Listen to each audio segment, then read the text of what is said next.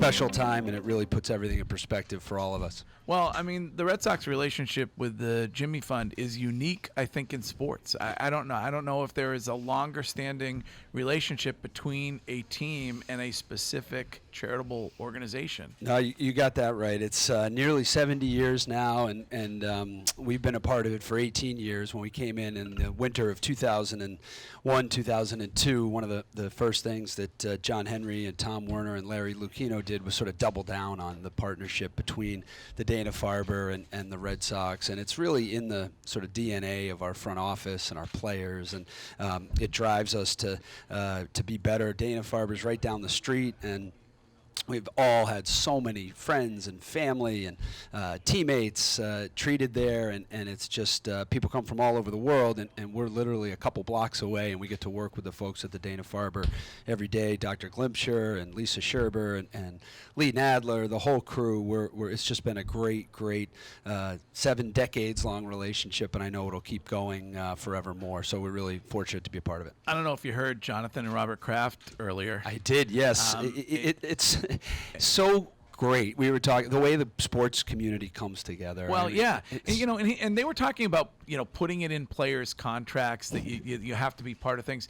I don't feel like I heard Brock Holt yesterday afternoon talking about being the Jimmy Fund captain, and Brock was talking about it's not about baseball, it's not what they do, it's about this opportunity to be a part of these patients' lives at maybe their the biggest fight of their life, and it doesn't seem like you have to put it in guys' contracts. It seems like your guys to a man want to be involved in Jimmy Fund stuff. They do, and we go back to the Pedro, David days, and Manny, and all the great teams of the early 2000s, and the tradition has just sort of continued on to Johnny Lester, and now Brock Holt, and Rick Porcello, and all of our guys who are just so involved with the Dana-Farber. I do want to say a word about Brock Holt, because I don't think this guy gets enough credit for what he's done here. He is so authentic and genuine and deeply involved, and he cares about these kids at the Dana-Farber. He's got real relationships. He goes there. He spends time there, and identifying him as the Jimmy Fund captain has been one of the best things we've done in the 18 years, because he's so into this, and he's such a caring, incredible person, and we're just really appreciative of Brock and everything he's done. Now, I want to know if you stand by your statement on this show 3 weeks ago, which I think was sometimes doing nothing is the I'm paraphrasing here, but sometimes the best deals you make are the ones that you don't. Yeah. Do you still stand by that? Yeah, well, there's an old saying, I think, nothing is sometimes a good thing to do, but always a brilliant thing to say. So maybe I just shouldn't say anything following that soundbite. But no, look, we're in a tough spot. I mean, I think 127 games in. We've got 35 games left to go. We all know where we're at. Last year at this time, we'd won close to 90 games, and it just felt like every single night we found a way to win.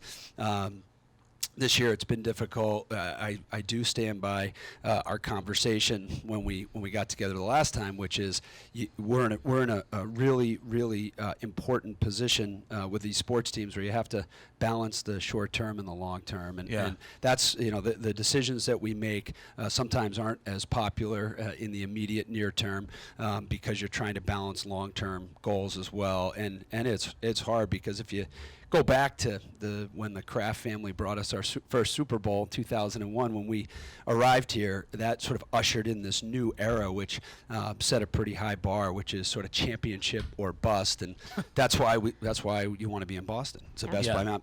Again, I grew up down the street. There's nowhere you want to be if you're in professional sports other than Boston, because our fans are so passionate and they care. So anything short of a championship is tough to swallow, and that's not the way it was when we were growing up here. It was not the mindset, not the mentality. So credit to the Kraft family and the Jacobs family and Wick and Steve and John Henry and Tom Werner for ushering in that new culture. What goes along with that new culture is when you don't have a world championship every single season, you fall short of expectations. And where we are right now, look, I'll tell you, there is no quit in that clubhouse. We've been dealt a tough blow with Chris Sale going on the IL. Yeah, I was gonna ask you about that. And being in a position where, look, we're 6 games back of that second wild card. It's not we're not mathematically eliminated. We can still get there. Crazier things have happened. Believe me, I've been a part of this team for 18 years. 2011, I didn't think we were going to lose 20 out of 27 games down the stretch to miss the playoffs. So anything, as our friend Kevin Garnett said, anything is possible. We can certainly get back into this. I was being cheered up by watching Tom Caron last night, who said, look, just pick up a game every week. You know, we got 6 weeks left, pick up a game. Alex Cora said it well, let's make those Tampa games matter at the end of the year. And you get into the tournament at the end of the year and anything can happen. So these guys aren't giving up. They're a resilient bunch. We've got a lot of talent in that clubhouse, and we're going to keep grinding away. So Chris Sale said it. We got to keep grinding, and we'll see what happens. What happens with Sale happens, does that give you pause on the deal that you did with him? No, not at all, because you know, this is a guy who you want to build around. This is a guy who represents everything you want in a member of the Boston Red Sox. He's tough, he's accountable, he's experienced, he's a World Series champion. Injuries are part of the game. He's got inflammation in the elbow, which is never a good thing when it comes to a pitcher, but as he said, it could have been a lot worse, and so we'll stay optimistic and hope that it continues to heal and get better, and he'll be able to come back. And you know, everybody is sort of writing off 2019 for him. You never know what might happen. Let's see how he feels in 4 or 5 weeks and go from there. Mookie was on this station yesterday afternoon talking about how he loves Boston and it's his second home. Do you feel like that, you know, that statement maybe answers some questions about where you guys are with Mookie? Does it give you a better chance of trying to lock him down?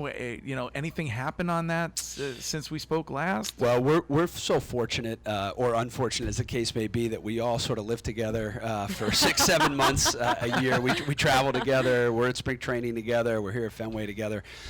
So none of that's a surprise. I mean, we've spent a lot of time with Mookie and his family, and we know exactly how Mookie feels about Boston, how he feels about playing at Fenway Park. He loves it here, and we love Mookie playing here. He's been an incredible member of the Red Sox, and we've been very open that we'd love him to be here for the long term. We just have to make sure you strike that balance where it works for the team and it works for Mookie. And he's the kind of guy that you want. But he's a homegrown guy. He's drafted incredibly in the 5th round. Think about that. Yeah. Teams passed on him many times. Shows you how difficult it is in this sport to evaluate talent at the amateur level. But no, we'd like Mookie here for the long term. We're obviously, we don't talk publicly about negotiations, but we've expressed and professed our love for him and his family. And write him a check. Well, Sam, today the checks are for the Jimmy Fund. I know, but write him a check. Like, give him a blank check, Sam Kennedy. Give Mookie a blank check. I hear that feedback. Do you have any other suggestions for the Red Sox? Well, no, I will say, checks typically don't blank checks don't happen. Don't always work, but sometimes they do. But speaking of homegrown, I mean, you have a legit MVP candidate that came through this farm system, which we should talk a little bit about. Yeah, I mean, what Rafael Devers is doing this year is nothing short of remarkable. And when we were spending time with David Ortiz post shooting, which was just horrific and still hard to believe he's gone through that. I want everyone to know David's doing really well, recovering well, but we spent some time with him.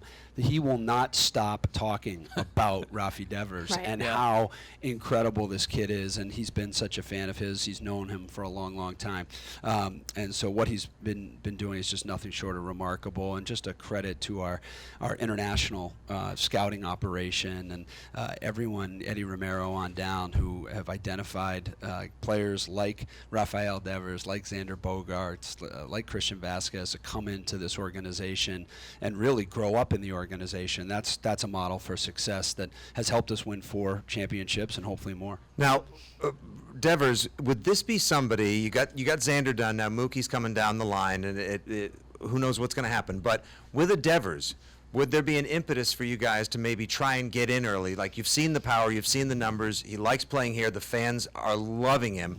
Would this be something where you try and get a deal done early, maybe a preemptive deal with Devers? Yeah, for sure. I mean, drafting or signing young players, whether if they're international or they're part of the domestic draft, and then they grow up in your organization, you'd love to try and extend players that are a part of your homegrown operation. So for sure, Rafael Devers is someone we'd love to talk about having become a member of the Red Sox for the long term. Sure. The hard part is in our business is you can't sign all of your players that you like, and sometimes we make really, really good decisions, and sometimes we make really, really bad decisions. Hopefully, at the end of the Henry Werner stewardship of the Boston Red Sox, when the history books are written 20, 30, 40 years from now, hopefully people will look back and say, this group, this organization made more right decisions than wrong decisions, and that's on us to identify which players you want to sign up for the long term. But of course, Devers falls into that category. He's just been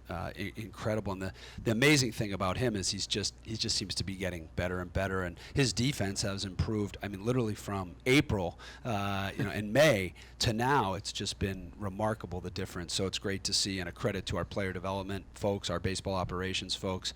Those of us in ownership and management get absolutely no credit for that. We thank our scouts and the people that work with the players day in and day out to help them improve. Now listen, you know me. I speak for the people. Yes, you're a man of the people. That's what we call you. Oh no, he speaks for them, not a man of them.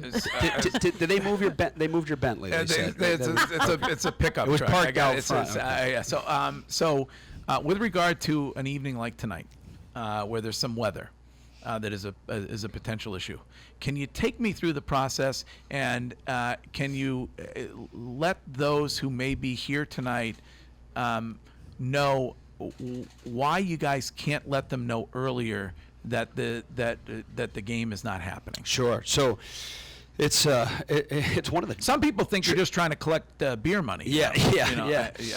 No, what we're trying to do is get in 162 games in 183 days or whatever it is, and it's probably the biggest operational challenge we have. And once you get into the season, the responsibility actually falls to Major League Baseball because of making sure that the integrity of the schedule is kept. So we try to get in every single game, because rescheduling games or postponing games, and we can talk about that in a minute, because we have a one inning. We have an exciting announcement for tomorrow, actually, as it relates to the telethon. Right. But so we get together as a group. We consult with Major League Baseball. We consult with the other teams. We consult with the umpires. But typically in the summer months, storms, they come in and then they move out. Yeah. And we really got to try and do everything we can, because you do not want to end up with a situation where you have the Kansas City Royals or the Cleveland Indians or whoever flying back in to play a suspended game. I'm just trying to help Lou Merlone. He had to work an extra, an hour overtime the other night, and he was pissed off. So I'm trying to help Lou out. I understand. The weather's the most frustrating part of this job, because there really is no good answer. You're sort of at the mercy of the weather gods, and you do the best you can to get them in. And we're so fortunate, because last night we had 37,700 people here. It's so out. I was here last night. I'm a diehard. You know me. As many games as I can go to, Sam. We're very fortunate to have the fan support we have, and just on the suspended game issue. I think everyone knows, but tomorrow we're opening up the ballpark for free for kids 18 and under. Come on in and check out the suspended game. That's awesome. More as important, anyone over 18, please come in. We've asked or we've required a $5 donation to the Jimmy Fund and the NESN WEEI telethon, Radio-Telethon. Awesome. Right. So we've already sold about 6,000 tickets, so another $30,000, and that will keep growing. But please help us get the word out. Come on down tomorrow. Kids come in free.